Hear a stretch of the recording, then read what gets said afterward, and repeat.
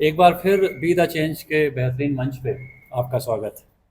विशेष स्वागत। मैं Gagan Awasthi, child and human psychologist Indore, और हमारे बीच जो सुधीर पाठक और विशेष समाज के विशेष वर्ग को प्रतिनिधित्व करने वाले बुद्धिजीवी वर्ग राजीव अवस्थी साहब का मैं स्वागत करता हूँ। बग्गा जी, आपका मैं स्वागत करता हूँ इस मंच पे। एक साहसिक लेखक जो केवल पत्रकार ही हो सकता है, मैं उमेश सोनी जी का मैं तहे दिल से स्वागत करता हूँ। देश को संचालित करने वाले भौतिक वर्ग को शिक्षक श्रीनिवासन जी को मैं प्रणाम करता हूँ। और दोस्तों, ये बुक किताब जो आप देख रहे हैं मेरे हाथ में है, थाईलैंड में हिंदू संस्कृति। इस विषय पे हम चर्चा करने वाले हैं। अब जैसे ही आप थाईलैंड पढ़ते हैं तो आप डर जाते हैं, भयभीत हो जाते हैं, है ना? तो साहित्य वो होता है जो भय को दूर करता है, जैसे धर्म विभिन्न प्रकार के जो बंधन है उससे मुक्त करता है। तो थाईलैंड में हिंदू संस्कृति, इस किताब को लिखने का साहस, जैसा आप जानते हैं, सिर्फ पत्रकार ही कर सकते हैं। तो माननीय उमेश सोनी जी ने एक अद्भुत साहस किया है, और अंतर्राष्ट्रीय स्तर पे इस किताब का एक बड़ा असर निश्चित तौर पे पड़ेगा।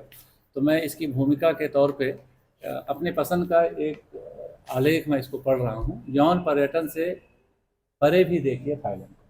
जैसे कहते हैं ना कि आप जिस चश्मे को लगाते हैं वैसे आपको दृश्य दिखाई देता है, और चीज़ों को देखने का सबसे अच्छा चश्मा होता है कि आप सफ़ेद रंग का चश्मा लगाएं, तो आप तटस्थ रूप से मूल्यांकन कर पाएंगे। मैं आपका ध्यान आकृष्ट करना चाहता हूँ। निसंदेह थाई देश का पर्यटन उद्योग कुछ सीमा तक यौन पर्यटन के कारण फला फूला, पर देश इसके प्रभाव में है, ये पूर्ण सत्य नहीं। इस धरती पर पर्यटन के कई आयाम हैं जिसका लाभ पश्चिमी देश के पर्यटक ही भली भांति उठाते हैं। जहाँ पश्चिमी देशी और जापानी, चीनी तथा कोरियाई पर्यटकों की रुचि यहाँ संस्कृति में है। विशेष उल्लेख देखिएगा कि हम किस दृष्टि से थाईलैंड को देखते हैं और उन्नत देश किस दृष्टिकोण से इसको देखते हैं। तो फिर से रिपीट कर रहा हूँ, जहाँ पश्चिमी देशी और जापानी, चीनी तथा कोरियाई पर्यटकों की रुचि यहाँ की संस्कृति में है, जिसके कारण वे हिंदू तथा बौद्ध मंदिर तथा अन्य ऐतिहासिक महत्व के स्थलों का भ्रमण करते हैं। वहीं अरब, अफ्रीका और भारतीय उपमहाद्वीप के पर्यटक या तो समुद्र तटों पर मनोरंजन करते हुए में या नगर के अन्य गतिविधियों में ही सीमित रह जाते हैं। देखने का नजरिया है। लेखक लिखते हैं कि यह भी सत्य है कि वियतनाम युद्ध के समय अमेरिका और उसके सहयोगी देशों के सैनिकों के मनोरंजन केंद्र के रूप में थाईलैंड उभरा था, इससे इनकार नहीं है। पर इसके साथ ही इसी समय थाईलैंड, कंबोडिया, लाओस के सांस्कृतिक पक्ष को भी पूरे विश्व में विस्तार देने का कार्य भी हुआ। लाओ कंबोडिया के अंकोर वाट मंदिर जो विश्व प्रसिद्ध है, को वैश्विक पहचान भी उसी समय मिली। घने वनों के बीच अंकोर वाट मंदिर विश्व की दृष्टि में तभी आया जब वियतनाम युद्ध के समय हवाई मार्ग से जाते हुए सैनिकों ने इसे देखा। लेखक आगे लिखते हैं दूसरे पैराग्राफ में कि थाईलैंड में सांस्कृतिक रूप से सनातन हिंदू संस्कृति की छाप ही मुख्य रूप से दिखाई देती है। इसका कारण यह है कि देश में कभी हिंदू धर्म ही मुख्य धर्म था, ये उल्लेखित तथ्य है, लेकिन अब बौद्ध धर्म ही प्रमुख है, जो हमारे ही देश से और संस्कृति से निकला हुआ जी। थाईलैंड को धार्मिक और सांस्कृतिक आधार पर मुख्य रूप से दो कालखंडों में विभाजित किया जा सकता है। पहला बुद्ध के पहले का और बुद्ध के बाद। पश्चिम के विद्वानों का मत है कि यहाँ शैव और वैष्णव दोनों मतों की जड़ें बहुत गहरी हैं। उनका मानना है कि दूसरी शताब्दी के 17वीं शताब्दी तक राजकीय आश्रय के कारण मंदिर और मठों के अनगिनत निर्माण कार्य हुए। बड़े बड़े नगर की भांति मंदिर के परिसर बनाए गए। एक एक मंदिर परिसर एक एक नगर जैसा विशाल था। थाईलैंड का अचत्या प्रीत विहार, प्रसाद फनाम, रंग, हिस्टोरिकल पार्क तथा कंबोडिया अंकोर वाट परिसर को उदाहरण के रूप में स्पष्ट रूप से देखा जा सकता है। इन परिसरों में भव्य, विशाल और सुंदर मंदिरों एवं मठों का निर्माण किया गया। देश के पूर्व और उत्तर पूर्वी भाग में वैष्णव और शैव मत के अनगिनत प्रमाण हैं। थाईलैंड और कंबोडिया देश की सीमा पर विश्व धरोहर में सम्मिलित प्रीत विहार नामक शिव मंदिर स्थापित है, जो दोनों देश के बीच दशकों तक विवाद का कारण भी रहा। ये एक ऐतिहासिक तथ्य आपकी जानकारी में ला रहे हैं लेखक, कि दोनों देशों के इस मंदिर पर अपने अपने आधिपत्य के लिए लड़ते रहे हैं।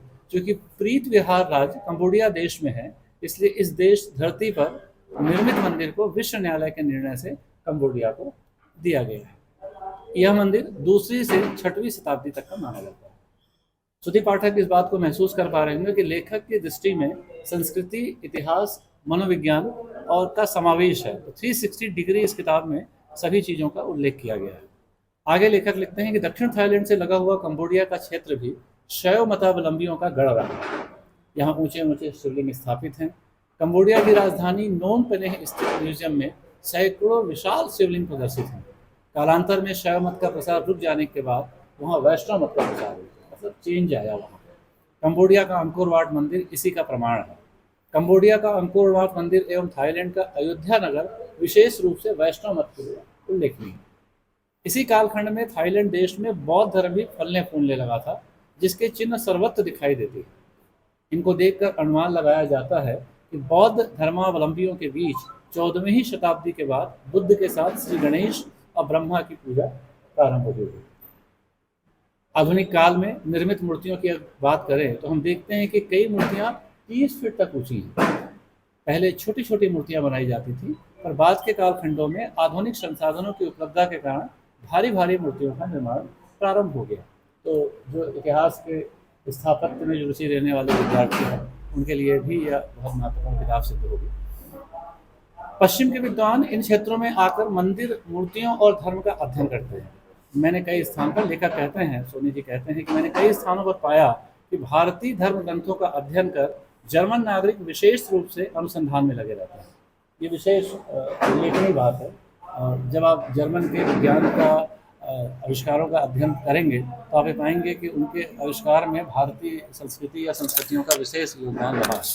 तो पुनः मैं इसको रेखांकित कर रहा हूँ कि भारतीय धर्म ग्रंथों का अध्ययन कर जर्मन नागरिक विशेष रूप से अनुसंधान में लगे रहते हैं। कई स्थान ऐसे हैं जिनकी पुनर्संरचना की आवश्यकता हुई है। वहाँ जर्मन विद्वान विशेष रूप से भारतीय ग्रंथों का अध्ययन कर पुनर्संरचना में अपनी भूमिका निभाते हैं। क्योंकि इन संरचनाओं का संपूर्ण आधार ही भारतीय दर्शन है, अतः भारतीय धर्म ग्रंथों के अध्ययन से उन्हें इन बातों को समझने में आसानी होती है। थाईलैंड दशकों से वैश्विक पर्यटन का केंद्र रहा है। विश्व के कोने कोने से पर्यटक की भीड़ यहाँ आती है। अगले पैराग्राफ में लेखक एक नई दृष्टि देते हैं कि पश्चिम के साथ साथ चीन, जापान और कोरिया के पर्यटक भी भारी संख्या में थाईलैंड की यात्रा करते हैं और उनकी रुचि भी बौद्ध हिंदू मंदिरों के साथ साथ आधुनिक मनोरंजन के साधन में होती है। चीन, जापान, कोरिया जैसे देशों के अधिकतर पर्यटक थाईलैंड के सुदूर क्षेत्रों तक यात्रा करते हैं, जहां बौद्ध और हिंदू मंदिर स्थापित है। थाईलैंड देश का मध्य एवं उत्तर पूर्व का क्षेत्र मंदिर एवं पूर्वोत्तर का भाग है। विभिन्न आदिवासी संस्कृति के लिए जाना जाता है। इसी प्रकार दक्षिण का समुद्र, तटीय क्षेत्रों के नगर व्यापारिक गतिविधियों के लिए प्रसिद्ध है। तो ये इस अद्भुत किताब थाईलैंड में हिंदू संस्कृति के जो मूलतः पाठकों को रुचिपूर्ण बनाने के लिए इसे 27 हेडिंग्स में बांटा गया है। उसका एक विशेष हेडिंग था। ऐसे करके जब आप क्रम बाय क्रम चीज़ों को पढ़ने जाते हैं तो मेरा आपसे ये वादा है कि आप पढ़ने में थोड़ा साहस आप उठाएं और पहले पेज से लेकर अंतिम पेज तक आप कैसे पहुंच जाएंगे, इस बात का एश्योर सोनी जी ने अपनी लेखनी में किया है। तो मैं अब चाहता हूं विद्वानों से कि थोड़ा इस पे चर्चा हो जाए, क्योंकि कुछ बातें ऐसी होती हैं जहां लेखक की दृष्टि बहुत अंदर तक पहुंचती है, तो कहीं पढ़ने और समझने में कहीं फ़र्क ना हो जाए। तो अगर आपकी इजाज़त हो तो हम चर्चा शुरू करें। सोनी जी, सबसे पहले आपको बहुत बधाई आपके साहस को, जिससे संबंधित है कि आप एक साहसी पत्रकार रहे हैं। इस किताब को आपने लिख के बता दिया कि आप साहसी लेखक भी। धन्यवाद। मैं ये जानना चाह रहा था कि हर कोई जानना चाहता है कि इस किताब की आवश्यकता क्यों महसूस हुई? देखिए, मैं दक्षिण पूर्व एशिया की यात्रा लगातार करते आ रहा हूँ और पहली बार मैं श्रीलंका गया तो स्वाभाविक है कि श्रीलंका में हम रामायण वर्णित स्थानों को ढूंढते हैं। तो वहाँ गया तो मैं अशोक वाटिका घूमा और रावण से संबंधित जो वहाँ के पर्यटन इंडस्ट्री ने जो डेवलप किया है उसको भी मैंने देखा। उसके बाद दूसरी यात्रा मेरी हुई थाईलैंड की। तो थाईलैंड स्वाभाविक है, जिसके लिए लोग जानते हैं यौन पर्यटन के लिए। तो मैं इसके पहले अध्ययन करके गया कि थाईलैंड में क्या क्या देखा जा सकता है। समुद्र तट स्वाभाविक रूप से बहुत रोमांचित करने वाला है। वहाँ सुंदर साफ पानी, नीला पानी और समुद्र तट बहुत सुंदर है। इसके अतिरिक्त मैं और क्या देखूंगा, मुझे ऐसा लगा। तो जैसी मेरी रुचियां हैं हिंदू संस्कृत में, भारतीय संस्कृत में मेरी रुचियां हैं, तो मैं थाईलैंड के बारे में कुछ पढ़ने लगा। तो मुझे जो सबसे पहले दिखाई दिया, अयोध्या। अयोध्या का अपभ्रंश है। थाईलैंड की पुरानी राजधानी है ये। सुखोथाई जो वहाँ का राजवंश था उसने बसाया था उसको। तो जब अयोध्या मैंने देखा तो मैं चौंक गया कि मैंने कहा ये अयोध्या भी थाईलैंड में है। जी, तो हमारे लिए बड़ा, भी नहीं जानते। हाँ, तो मुझे ये कौतूहलपूर्ण लगा। मैंने कहा ये तो देखना चाहिए। तो जब मैं थाईलैंड गया तो पहले ही दिन बैंकॉक पे हमारी जो टीम थी, मतलब जो हम और यात्री थे, हम सहयात्री थे, तो वो बैंकॉक रह गए और मैं वहीं, और जो टूर ऑपरेटर उनसे पूछा मैंने कि भाई ये अयोध्या में रुकने का क्या स्थान है। क्योंकि तब जब 2010 में मैं यात्रा किया था तो आज जैसे सुख सुविधा थाईलैंड में नहीं था। खाने की तो बहुत समस्या थी। उद्देश्य क्या है किताब के लिखने का? हाँ, तो फिर मैं जब वहाँ गया तो भारतीय संस्कृति का मुझे झलक दिखी। अयोध्या के बारे में मैं देखा। फिर लगातार मैं अध्ययन करता रहा और लगातार यात्राएं मैं थाईलैंड की किया हूँ। अथवा उससे लगे देश जब मैं जाता तो 4-6 दिन पहले मैं थाईलैंड रह जाता और थाईलैंड के ऐसे सभी क्षेत्र जहाँ भारतीय संस्कृति अथवा रामायण का वर्णित जो क्षेत्र हैं उनको घूमा। जैसे लोकपुरी है। लोकपुरी लवपुरी का भ्रंश है। उद्देश्य क्या है इस किताब का? उद्देश्य ये है कि लोग भारतीय संस्कृति को जाने कि विदेश में क्या है, और जो परसेप्शन बना है थाईलैंड के बारे में केवल उसको ही हम नहीं जाने कि भाई यौन पर्यटन के लिए स्वाभाविक है, उसको लोग जानते हैं। और विश्व भर के टूरिस्ट, आज तो भारतीय टूरिस्ट सबको पछाड़ के और वहाँ नंबर 1 पे है। मतलब एक सांस्कृतिक हाँ, सहभागिता या सहभाव एक दूसरे के प्रभाव को अध्ययन करने के लिए। अध्ययन करने के लिए। और यहाँ से थाईलैंड, हाँ, यहाँ से एक दूसरा प्रश्न आता है सोनी जी, जो एक प्रशंसा भी हो सकती है और आलोचना भी हो सकती है। मैं आप उसको थोड़ा सकारात्मक रूप में लेंगे, क्योंकि आपके आसपास का पूरा सर्किल जानता है कि आपका रोम रोम सनातन धर्म से अनुप्राणित है। तो किताब पढ़ने में ऐसा लगता है कि आपने थाईलैंड को ऊपर उठाने के बजाय भारतीय सभ्यता संस्कृति को ज़्यादा ऊपर उठाया। नहीं, भारतीय संस्कृति तो ऊपर है, उसमें तो कोई दो मत नहीं है। उसमें तो किसी प्रकार का कोई दो मत नहीं है। ये हम जब थाईलैंड को देखते हैं तो ये भारतीय संस्कृति का विस्तार ही देखते हैं। कुछ अलग करके हम नहीं देख रहे। हम केवल ये परसेप्शन जो वो बना है उसको तोड़ने का वो कर रहे हैं कि केवल यौन पर्यटन है। उसको और भी देखिए।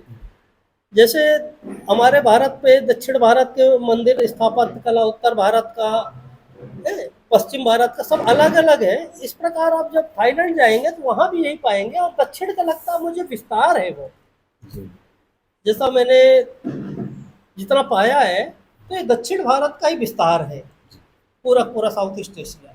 मगर जी आपसे एक प्रश्न पूछना चाह रहा था इस किताब के संदर्भ में। आप वर्तमान सामाजिक राजनीतिक घटनाओं को बड़े पैनी दृष्टिकोण से देखते हैं।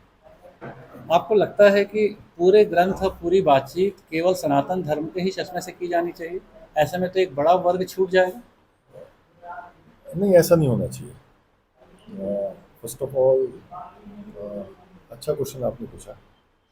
सबसे पहले तो मैं हमारे बड़े भाई सोनी जी को ये किताब लिखने के मामले में बहुत बहुत बधाई। इस किताब को मैंने पूरा नहीं पढ़ा है, लेकिन इस किताब को मैंने रैपिड सर्वे किया है सब। और आप जो पूछ रहे हैं कि सनातन धर्म एक अलग मामला है और ये किताब में जो कंटेंट डाला गया है सोनी जी द्वारा एकदम अलग मामला है जी।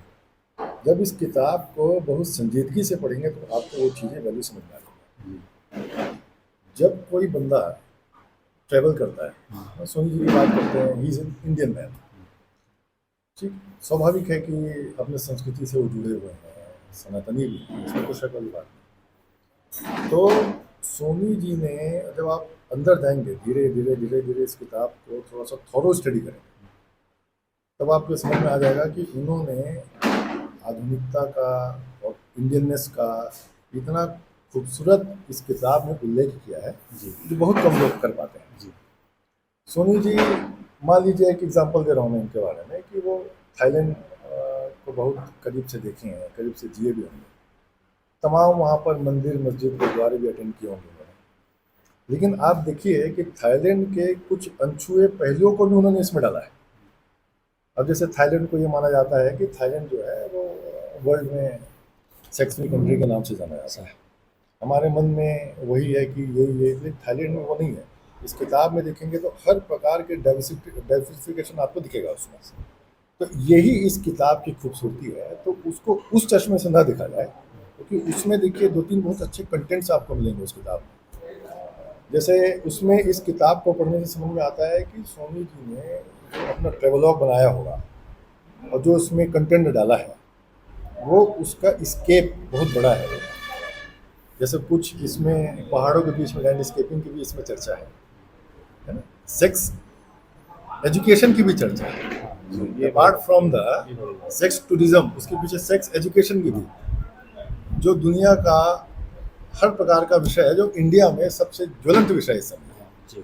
अगर मॉडर्न इंडिया को, मॉडर्न इंडियन हिस्ट्री को देखा जाए, है ना, जो अभी भी हम लोग कोप अप नहीं कर पा रहे। तो इसमें कोई शक नहीं है कि बहुत खूबसूरत किताब इन्होंने लिखी है। मैं तो हर इंडियन, हर बाहर के लोगों को बोलता हूँ कि इस किताब को पढ़ा जाए, है ना, इससे कुछ सीखा भी जाए। और नए जो अभी जो लोग हैं उनको तो किताब पढ़नी ही चाहिए। बहुत बहुत धन्यवाद। एक्चुअली मैं आपको बधाई भी दूंगा कि विशेषकर जो शब्दों के साथ अपने जीवन को जोड़ते हैं उनको भी ये बड़ा प्रिय लगेगा हिंदी के सुधी पाठकों को। मैंने एक जगह पढ़ा कि आधुनिक मनोरंजन के साधन, लेखक की दृष्टि बहुत संकुचित नहीं थी, बहुत ब्रॉड दृष्टिकोण को लेकर के उन्होंने उसको लिखा। राजीव अवस्थी साहब, डॉक्टर राजीव अवस्थी हमारे बीच में हैं। बहुत गहरा अध्ययन है। अवस्थी साहब, मैं आपसे ये पूछना चाह रहा था कि प्राचीन काल से ही यायावरी जीवन जीने वाले, यात्राएं करने वाले, विदेशों से यहाँ, यहाँ से विदेश, आगे बढ़ाए वेन्सांग आए, अलबरूनी आए, ये सब लोग आए। राहुल सांस्कृतायन ने एक अलग माइलस्टोन हमारे लिए स्थापित किया। तो ये जो यात्रा वृतांत लिखा जाता है, ये आपको क्या लगता है कि देश के विकास में, सांस्कृतिक या मानसिक या आर्थिक विकास में क्या भूमिका निभाता है? इस किताब की क्या भूमिका रहेगी आधुनिक भारत के निर्माण में? बिल्कुल, बहुत सही आपने बात कही है। मैं इस किताब के लेखक हमारे भाई उमेश जी को मैं बहुत बहुत बधाई देता हूँ। देखिए, आपने एक दो चीज़ें पहले भी कही। कोई भी देश की जो हम यात्रा करते हैं, उस देश के बारे में जो हम पहले सुने होते हैं, जो पढ़े होते हैं या देखता है आदमी, तो उसके बारे में एक परसेप्शन वैसा बन जाता है। जो हम लोग भी भारतीय लोग, थाईलैंड है, थाईलैंड के बारे में जो एक परसेप्शन बना हुआ था लोगों का, जैसे आपने दोनों लोगों ने अभी कहा कि एक फ्री सेक्स कंट्री का एक परसेप्शन हमारे बीच में था। आपने भी कुछ चीज़ें बीच में उद्धृत की कि चाइना है, कोरिया है, जापान है, इनके जब लोग आते हैं वहाँ पर बौद्ध संस्कृति और जो भारतीय संस्कृति के धरोहर है उन पे भ्रमण करने की कोशिश करते हैं। तो मुझे लगता है कि जब हम किसी देश के वृत्तांत के बारे में और निष्पक्ष होकर के जब अपन लिखते हैं उस बारे में, जो केवल एक चश्मे की बात हो रही थी, मैं ये नहीं मानता कि सनातन चश्मे से इन्होंने देख कर लिखा, बल्कि उस देश की जो खूबी है, जो एक दुनिया में ये प्रचारित करने की कोशिश की गई कि वहाँ पे केवल बैंकॉक जाइए, पटाया जाइए, फ्री सेक्स है, ये है। अभी तक हम केवल ये समुद्र तट बहुत अच्छे हैं, ये तो हैं ही खूबसूरत, लेकिन उसके अलावा जो हमारी संस्कृति थी, जो हमारी भारतीय संस्कृति, सनातन सभ्यता कही जाती थी कि भारत दुनिया में श्रेष्ठ क्यों था, है ना, तो उसकी जो पहचान है, मतलब भारत के एक सीमा तक ही दायरे में न रह करके सीमा से बाहर हजारों सैकड़ों किलोमीटर दूर तक भी हमारी पहचान थी, और उन्हीं को उन्होंने सामने लाने का प्रयास किया। जहाँ तक मुझे लगता है उमेश जी ने, कि दुनिया के लोग, जो चाहे भारतीय लोग, खासकर मैं भारतीयों को पहले कहा रखूँगा कि वहाँ पर उस दृष्टि से जो जाते हैं वो जाएं,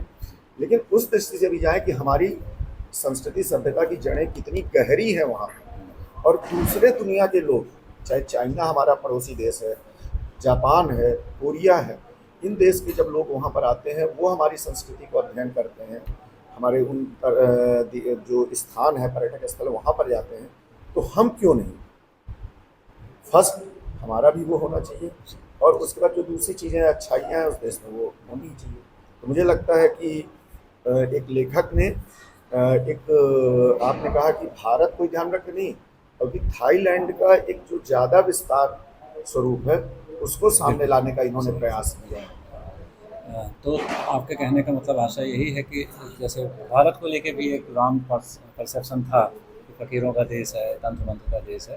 तो बहुत सारे साहित्यकारों ने, पर्यटकों ने इसको तोड़ा है। तो ये किताब निश्चित तौर पे एक मील का पत्थर सिद्ध होगी बिल्कुल। थाईलैंड के परसेप्शन को बदलने में। दोस्तों, हमारे बीच में शिक्षक के रूप में श्रीनिवासन साहब हैं।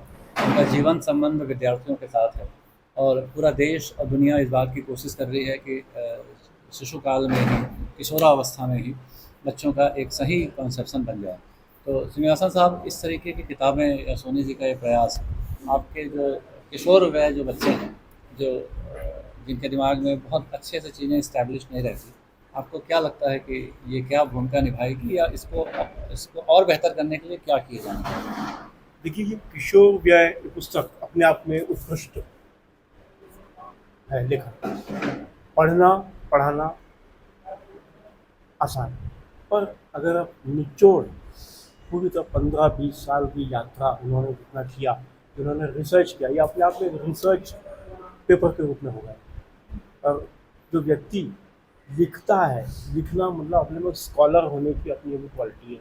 जो स्कॉलर होगा तभी वही लिख सकता है, अंदर में उसकी जो गुण है, क्वालिटी, तभी लिख सकता है, तभी अपने विचार को रखने की हिम्मत कर सकता है। हिम्मत चाहिए उसके लिए, कैपेबिलिटी चाहिए, हिम्मत चाहिए, तो दोनों है। उन्होंने स्टडी किया हमारी भारतीय संस्कृति को, जो भारत में रहकर स्टडी किया, और विदेश जाके थाईलैंड, मैं मूल थाईलैंड, प्रश्न पे आइए कि हाँ। बच्चों पे इसका क्या प्रभाव पड़ेगा? कुछ अंतर आपको दिखता है कि इसको अगर हाँ। बच्चे पढ़ेंगे तो हाँ। कुछ अंतर आएगा? क्योंकि काफ़ी समय तक हमने कुछ मुगलकालीन चीज़ों को ही पढ़ते आए। सही। CBSE हमारा जो है, तो कुछ कारणों से, जो भी कारणों से हुआ है, और उससे भारतीय संस्कृति दब गई अपने भारत की। और जब युवा जानेगा, तो मैच्योर जो उम्र बढ़ रही है, जो ग्रोथ कर रहा है, वो जानेगा कि जब विदेश में हमारे थाईलैंड, तो भारत हमारा सिर्फ भारत की हमारी जो 1950 या 47 की जो जोग्राफिकल बाउंड्री हमारे भारत में है, भारतीय संस्कृति 13-14 देशों में थी। भारत की संस्कृति 13-14 देशों में थी, देश में थी। इस चीज़ को जानेगा, रहेगा, इतिहास से मालूम हो परिचित कि हो मेरा इस चीज़ भारत कहाँ कहाँ था, कब से था, 5,000-10,000 सालों की थी। बिल्कुल। तो वो चीज़ को जानेगा, उसके अपने उस पर गर्व होगा। बिल्कुल सही कहा श्रीनिवासन साहब। मतलब एक चीज़ से ये भी पता चलती है, जो आपका कहना है, कि जो हम देखते हैं कि युवावस्था में जब बच्चे जाते हैं, तो अभी देखने में ये आ रहा है कि वो भारत को थोड़ा सा एक, जो आपने एक चीज़ कही कि दीनहीन टाइप की बात कर सोचते हैं, तो दूसरे कंट्री हैं कि अमेरिका है, चाइना है, या जो दूसरे कंट्री है, उसको थोड़ा सा हम ज़्यादा वेटेज हमारे यहाँ बच्चे देते हैं। मुझे लगता है कि अगर ऐसी किताबें हमारे सामने आती हैं और ऐसे लेखक, अच्छे लेखक सामने आए, या उन्हें ही ऐसी और वृत्तांत सामने अन्य देशों को लेके आए, तो मुझे लगता है कि जो हम अपने को थोड़ा सा नीचा दबा महसूस करते हैं, तो हमको लगे नहीं, वाह, हमारी संस्कृति है, जो हमारी सभ्यता थी इस देश की, जो गंगा जमनी तहजीब थी, वो यहीं तक सीमित न रह के पूरे दुनिया तक इसका विस्तार हुआ। तो एक उनमें एक मैं वो भावना उनका देश स्तर भावना। लेखों का मैक्स बोला, उन्होंने जर्मन स्कॉलर लाके भारतीय चीज़ों पे लिखा है। आर्थर एवलॉन, सर जॉन वुथरोफ, जो कलकत्ता हाईकोर्ट के चीफ जस्टिस रहे थे, उन्होंने भारतीय बहुत सारी चीज़ों पे उन्होंने किताब लिखी, उनकी बेहतरीन किताब है। और मैं भी उनको भी स्तर पे मैं आंकता हूँ कि भाई वो तो विदेशी है, उन्होंने भारत के लिए किया, पर भारत में रहते हुए उन्होंने भारत के लिए किया। क्या बात। ये लॉन्ग टर्म, आज का ये भी नहीं रहेगा मिसाल, आज से 100 साल बाद से। सोनी जी, चूँकि आपका हृदय विशाल है, इसलिए आप सभी संस्कृतियों को संभाल लेते हैं, तो प्रश्नों को भी आप समाहित कर लेंगे। आपके ऊपर एक आरोप सा लगता है कि आपको पूरा जीवन और ज़िंदगी आपको संस्कृतियों के आसपास घूमता है, और आदिवासी संस्कृति के आसपास आपका जीवन व्यावहारिक तौर पे और सैद्धांतिक तौर पे आप घूमते नज़र आते हैं। आपका लेखक मन जो है वो वहीं भागता है, जबकि आधुनिक संसाधन आपके पास सब हैं। तो क्या संस्कृति मतलब आदिवासी संस्कृति है?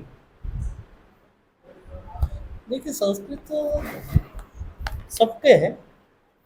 जैसे कहिए कि शहरी संस्कृति है, ग्रामीण संस्कृति है, तो इस प्रकार का आप जब टुकड़ों में बांटना चाहें तो सबकी अपनी है। लेकिन जब इस परिप्रेक्ष्य में देखें कि आदिवासी संस्कृति, तो हमको उसको बड़े विशाल मन से देखने की आवश्यकता होती है, विशाल दृष्टि से देखने की आवश्यकता होती है।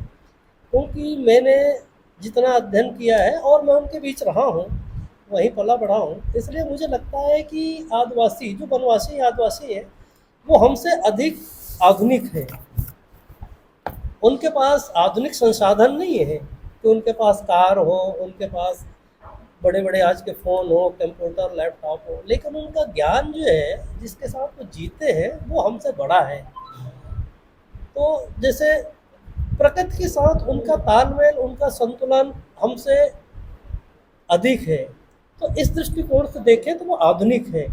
वो उतना ही संग्रह करते हैं जितना उन्हें आवश्यकता है, उतना ही दोहन करते हैं जितनी आवश्यकता है। वो अधिक ये नहीं कर लेते कि ये गोडाउन है, ये गोडाउन है, ये भर लो, 1 साल 2 साल 4 साल के लिए भर लो, ऐसा तो नहीं है। इसका मतलब हम मान लें कि आप आदिवासी संस्कृति या ग्रामीण संस्कृति से आपका मन और व्यक्तित्व बहुत प्रभावित है। हाँ, स्वाभाविक है, क्योंकि मैं वहाँ पला बढ़ा हूँ, और मैं जितने मेरे मिलने जुलने वाले होते हैं मैं निश्चित सबसे तौर पर, कहता हूँ यकीनन। कि उनसे सीखना चाहिए हमको। बहुत सारी ऐसी घटनाएं हैं मेरे जीवन में और मेरे आसपास कि वो वास्तव में हमसे जो है ना कहीं अधिक आधुनिक है वो। तो इसमें बिल्कुल सहज रूप है कि लेखक वही व्यक्त करता है जिसको वो जीता है। तो सोनी जी की एक सहज प्रवृत्ति है कि उन्होंने विरोधाभास नहीं किया, एक साहस किया अपने मन की बात को लिखने का। और जी एक बड़ा अहम प्रश्न एक शब्द से आ रहा है कि आदिवासी संस्कृति, तो ऐसा माइंडसेट बनता है लोगों का, क्योंकि आपका संपर्क राजनीति से भी रहा है, प्रशासन से भी रहा है, एक माइंडसेट बनता है कि आदिवासी मतलब निम्न, शोषित, पीड़ित, ऐसा परसेप्शन है। लेकिन सर की जो किताब है सोनी जी की, ये इस परसेप्शन को तोड़ती है और व्यवहारिक अनुभव भी तोड़ता है जब आप उनके साथ जीते हैं। तो ये परसेप्शन क्यों बन रहा है? क्या सुनियोजित है? बोलिए आप। हाँ, क्या सुनियोजित है? देखिए, मैं ऐसा नहीं मानता, और जहाँ तक मुझे लगता है कि जब इस किताब का अगर अध्ययन किया जाए तो चैप्टर हमारे आदिवासी भाइयों के बारे में या वनवासियों के बारे में जो इन्होंने उद्धृत किया है उसमें, तो मुझे ऐसा नहीं लगता। मुझे लगता है कि आज भी अगर अपनी संस्कृति, अपनी सभ्यता, अपने को जो इन्होंने एक शब्द उपयोग किया प्रकृति के साथ जो लगाव वाली बात नहीं, मेरा प्रश्न मैं आ रहा हूँ, उसी पे आ रहा हूँ। तो उसके साथ जो लगाव कि आप उसको एक जो सजोए हुए हैं खूबसूरती के साथ, वो हमारे वही अनुसूचित जनजाति भाई जो दूरस्थ अंचल पे जो कहा जाता है कि वन क्षेत्रों से पास में रहते हो, सजोए हुए हैं। तो मुझे नहीं लगता कि ऐसा सुनियोजित है। उन्होंने ये कहने का प्रयास किया है कि देखिए आज भी लोग जैसे इन्होंने एक शब्द भी और कहा कि जितनी आवश्यकता है उतने ही संसाधनों का विदोहन किया जा रहा है। आज अगर अभी आपने कहा, मैं देखूं छत्तीसगढ़ के परिप्रेक्ष्य में या पूरी दुनिया के परिप्रेक्ष्य में आप देखें कि कुछ देश अपने संसाधनों का विदोहन उतनी तेजी से नहीं कर रहे हैं, बल्कि दूसरे देश के संसाधनों को ला करके अपने घर में डंप कर रहे हैं। क्यों? क्योंकि हमको अपने संसाधनों का विदोहन नहीं करना, अपने संसाधनों को लंबे समय तक चलाना है। लेकिन वहीं हम अगर उल्टा देखें कि हमारे देश में अभी होड़ लगी हुई है कि नए नए सड़कों के जाल, नए नए रेलगाड़ियों के जाल बिछाए जा रहे हैं ऐसी जगह पर जहाँ पर न ट्रैवल करने वाले लोग हैं। जी बस ये बता दें कि लेखक सोनी जी हाँ, जब आदिवासी लिखते हैं तो उनके में गौरव का भाव आता है, मैं वही हमारे मन में क्यों नहीं आ रहा? मैं वही चीज आ रहा हूँ कि उसको विदोहन करने की बात की जा रही है। लेकिन हमारे लेखक उमेश जी कहते हैं कि आदिवासी जो हमारा भाई है वो उतनी ही चीज़ों का दोहन करता है जितनी उसे आवश्यकता होती है, उससे ज़्यादा आवश्यकता नहीं होती। वो संरक्षण करके सबका चलता है। हम संरक्षण और संवर्धन की जब बात करते हैं तो मुझे लगता है कि आज के समय में वर्तमान जो परिदृश्य है, हमें उस संस्कृति सभ्यता की ओर जाना होगा जो हमारे दूरस्थ अंचल पर रहने वाले ग्रामीण हमारे लोग हैं, या चाहे भारत में रहने वाले हैं या अन्य देशों में जो रहने वाले लोग हैं, उनसे सीख करके हमको मितव्ययी होना पड़ेगा। आज ये पूरा तो एक प्रभाव साथ हो गया। एक्सप्लोर नहीं करना चाहिए। वो गौरव जो सोनी जी की लेखनी में दिखता है हाँ। आदिवासी संस्कृति को लेकर, वो आम मानसिकता में जन में क्यों नहीं? नहीं, आम हाँ क्यों नहीं है? क्योंकि लोगों ने जैसे लोगों के सामने वो चीज़ें आई नहीं हैं, या लोग पढ़ने का प्रयास नहीं करते, लोग जानने का प्रयास नहीं करते। अगर इस तरह के लेखक सामने उन चीज़ों को लाएंगे, लोगों के सामने रखेंगे, जब लोग उसको पढ़ेंगे, इस पर चर्चाएँ इसी तरह की होंगी, मुझे लगता है कि लोगों का जो एक परसेप्शन है वो बदलेगा उन लोगों के बारे में, और लोग जो अपनी संस्कृति सभ्यता है उससे जुड़ाव महसूस करेंगे, जुड़ना चाहेंगे। मगर जी एक बड़ा कड़वा प्रश्न है इसी से जोड़ करके कि एक स्टेटमेंट मैंने कहीं पढ़ा था कि आदिवासियों के कल्याण के लिए बिना उनसे पूछे जो कार्य किए गए उन सभी धनराशि को जोड़ दिया जाए और एक एक आदिवासी को अगर कैश दे दिया जाए तो वो ज़्यादा समृद्ध होता है।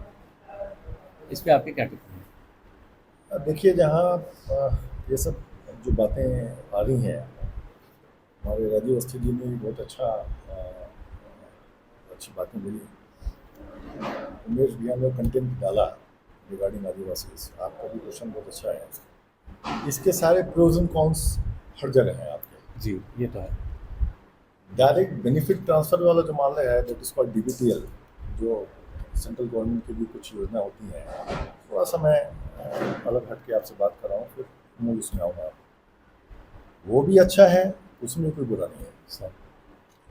और अगर इनके अपलिफ्टमेंट की बात की जाए, जैसे सोनी जी ने बोला कि जब बिहाइंड द कर्टन हम लोग सोनी जी से बात कर रहे थे कुछ समय पहले, मेरा भी आदिवासियों को लेकर परसेप्शन बदला ये किताब पढ़ने के बाद। अच्छा, आदिवासियों के बारे में मैंने बहुत पढ़ा है, हम लोग भी उनके साथ। क्या ये साहित्य आर्थिक फाइनेंशियल अपलिफ्टमेंट में सहायक होता है? बिल्कुल, ये किताब हो बिल्कुल। अगर उसको सही बंदा पढ़ता है, अगर कोई बंदा जो पॉलिटिकल ब्रेन का हो और उस लेवल में हो, तो मैं पॉलिटिकल लोगों से भी बात करूँगा तो वही उनको बोलूँगा, और ब्यूरोक्रेट से बात करूँगा तो ये बोलूँगा कि थोड़ा सा परसेप्शन को अपना आप चेंज कीजिए। नजरिया चेंज कि जो हमारे आदिवासी हैं बेसिकली वो बहुत मॉडर्न है।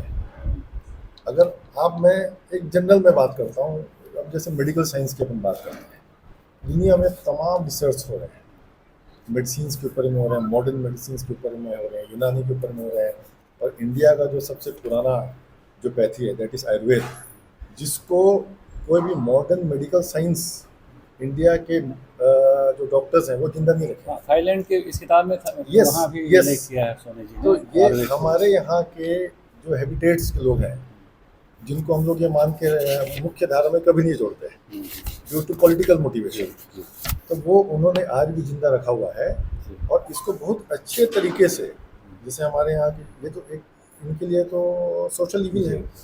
अगर सोसाइटी में अगर ये थोड़ा और अवेयरनेस आ जाए, अवेयरनेस का काम सोसाइटी का खुद भी है और पॉलिटिकल लोगों का भी है, अगर उसको तालमेल बना लिया जाए, जैसे अवस्थी जी सोशल ऑर्गेनाइजेशन से भी जुड़े हैं, अवेयरनेस प्रोग्राम चलाते रहते हैं, तो सोसाइटी भी अवेयरनेस प्रोग्राम चलाए और पॉलिटिकल लोगों भी चलाए, तो आपको ये समझ में आ जाएगा कि ये हमारे से कितने ज़्यादा मॉडर्न है। अगर फिटनेस की बात करें तो आप ये देख लीजिए, अगर आप रेशियो निकाल लीजिए इंडिया में ही, एक सेंसस ले लीजिए, हम लोग सेंसस क्या देखते हैं, GDP का देखते हैं, कास्टिज्म का देखते हैं, कभी हम लोग फिटनेस में सेंसस नहीं निकाले हैं आज तक। वो अगर निकाल लिया जाए, कुछ कंट्रीज़ हैं, है ना, जैसे मान लीजिए आपके बर्मा है, या इस तरफ के जो कुछ अपने आसपास के कंट्रीज़ हैं, जो GDP जिनका हैप्पीनेस के हिसाब से लोग GDP निकालते हैं, तो हम फिटनेस के हिसाब से निकाल लेंगे तो आपको हेल एंड हेवन का डिफरेंस मिलेगा। ये माइंड बॉडी सोल से इतने फिट हैं जो आज तक हम लोग इतने फिट नहीं हैं। तो मेरा कहने का मतलब है कि इस चीज़ को थोड़ा इस किताब के माध्यम से पढ़ें और अपना थोड़ा ब्रेन को खोलें। मैं चूँकि मैंने समय सीमा को ध्यान में रखते हुए एक ही अध्याय का पाठन किया है, लेकिन जब आप इसके अनुक्रम में जाएंगे तो 14वें अध्याय में 42वें पेज में थाईलैंड में आयुर्वेद, योग और मसाज, जिसकी बात आप सब कर रहे थे, उसके बारे में विशेष सुनिए। सोनी जी, एक कौतूहल सा प्रश्न है कि क्या एक पत्रकार या एक आम आदमी की दृष्टि इतनी पैनी हो सकती है कि वो पर्सी ब्राउन जैसा लगने लगे? क्योंकि आपके किताब में मैंने स्थापत्य कला और मूर्ति कला को लेकर के विशेष आग्रह देखा है। तो एक तो पाठक ये जानना चाहते हैं कि सामान्य आदमी इतने क्लिष्ट विषयों पे ऐसी दृष्टि कैसे निर्मित किया, आपने कैसे इसको डेवलप किया? क्या है कि भारत हमारा बहुत समृद्ध है, सभी प्रकार के बनावट हम जब देखते हैं तो थोड़ी उत्सुकता होती है कि अगर कहीं हम यात्रा कर रहे हैं तो उसके बारे में जान लें। तो हम जब दक्षिण में जाते हैं तो दक्षिण की जो शैली है, द्रविड़ शैली, वो उत्तर से अलग है, तो हमारी जो उत्सुकता वो बढ़ती जाती है। तो थोड़ा अध्ययन करते हैं कि ये क्या है, एक किस सामान्य प्रकार आदमी बना। हाँ, सामान्य आदमी सामान्य वो इससे आदमी, डेवलप कर सकता है। हाँ, स्वाभाविक है, उसको भी उत्सुकता बढ़ेगी। वो जब देखेगा, नया चीज देखेगा तो सोचेगा कि क्या है, और उस उत्सुकता में उसको सीखेगा, तो बिल्कुल, उसको सही भी वही बात है। मिलेगा मतलब जो, मैं- हाँ, जो मैसेज ये क्लियर हाँ, है कि आप अपने मन को खोल दें, हाँ, तो हर चीज़ विषय से नहीं जुड़ी होती है, आपके सीखने की ललक और आपके जानने के जुनून से जुड़ी होती है। बिल्कुल। एक प्रश्न था कि सांस्कृतिक प्रभाव तो आपने बताया इस किताब में, ये नागर शैली, द्रविड़ शैली जो स्थापत्य की शैलियाँ हैं, उसका कुछ कम शब्दों में इस प्रभाव बता सकते हैं कि थाईलैंड में क्या प्रभाव रहा है इन शैलियों का? क्या मिश्रण है कि नागर शैली का लिया हुआ है या उन्होंने अपना कुछ डेवलप किया? थाईलैंड में जो कंबोडिया से पुराना कंपूचिया हाँ। है ना, ये इसको सियाम कहते थे, ये कंपूचिया है, और ऊपर जब बढ़ेंगे तो चंपा है। मतलब भारतीय नागर हाँ। शैली का इफेक्ट नहीं है। तो वही आपको कहने जा रहा हूँ कि ये जो खमेर शैली है, ये भारतीय दक्षिण जो है इससे मिलता जुलता है, और फिर वहां से ये थाईलैंड तक आया। तो ये बिल्कुल खमेर शैली ही आपको दिखती है, तो बिल्कुल थोड़ा अंतर, जो स्थानीयता का अंतर आता है वो वहाँ दिखता है। बाकी आपको जो हमारे दक्षिण भारत पे जो है ना, इसी प्रकार की शैली जो है, बनावट आपको जो है गोपुरम इसी प्रकार मिलेंगे, और तो शिखर इसी प्रकार मिलेंगे, गर्भगृह तो स्वामी के हमारे जो भारतीय जो शैली है उस पर पूरा उसका प्रभाव है। यहाँ तक कि वो जो स्तूप बनाए गए हैं उस पर भी यही प्रभाव दिखता है। आपसे एक प्रश्न पूछना था कि राहुल संस्कृतायन के अलावा शैक्षणिक पाठ्यक्रम में आपको नहीं लगता कि इस तरीके के यात्रा वृतांतों को जिसका प्रभाव नकारात्मक है उसको शामिल किया जाना चाहिए? पहले प्रश्न जब आपने पूछा तो मेरे मन में यही था, शिक्षा, हमारी भारतीय शिक्षा, इसमें ऐसे उनके चैप्टर्स होने चाहिए, सीबीएसई में सब में ऐसे चैप्टर होने चाहिए, सिलेक्टिवली एक अच्छा जो पढ़ के जो इन चैप्टर को धीरे धीरे इन बच्चों को इस चीज़ के प्रति गाइड करना बहुत जरूरी है, जैसे हमारी संस्कृति है वो लोग जानेंगे, और इन दोनों में जो समानता है उसको और भी लोग आएंगे जो रिसर्च करेंगे। तो दोस्तों, यात्रा की और खासकर वैचारिक यात्रा की कोई सीमा नहीं है, शारीरिक यात्राओं की तो फिर भी सीमा है। हम लगातार इस तरीके से मिलते रहेंगे, और एक कहावत है कि आप अपने वैचारिक यात्राओं को जारी रखें। The entire development of world is nothing but it is the development of thoughts. तो आप सभी महान भावों को बहुत बहुत धन्यवाद, आपका कीमती समय निकाला। सोनी जी, आपसे एक अंतिम प्रश्न है, बड़े साफ गोई से जवाब दीजिएगा। क्या पाठक इस बात की उम्मीद करें कि आपका पेन कभी यूरोपीय संस्कृति की तरफ भी जाएगा? मेरी सबसे जो अंतिम यात्रा का जो लक्ष्य बनाया हूँ वो यूरोप का बनाया हूँ। दक्षिण पूर्व एशिया में लगभग क्या आप वहाँ निराश होंगे कि सनातन धर्म का प्रभाव वहाँ कम पड़ा या नहीं पड़ा? नहीं, सनातन का प्रभाव तो मिलेगा, और अभी भी अध्ययन में आ रहा है, क्योंकि जब आप नए अभी जो खोज हो रहे हैं, नए अनुसंधान हो रहे हैं, तो आपको दिखाई देता है। हाँ, इस रूप में नहीं है क्योंकि बहुत पुरानी वो है, तो यात्रा का मेरा वहाँ लक्ष्य है। स्वाभाविक है, अब इस प्रकार का संस्कृत न मिले, लेकिन उनकी अपनी संस्कृति जिससे हम कुछ सीखेंगे। क्या ये किताब अगर हम पाठक लेना चाहें तो ये कहाँ अवेलेबल है? ये अमेजॉन और फ्लिपकार्ट पे उपलब्ध है, और वहाँ से मंगा सकते हैं। लिंक जो है अगले प्रकाशन की उम्मीद कब करें?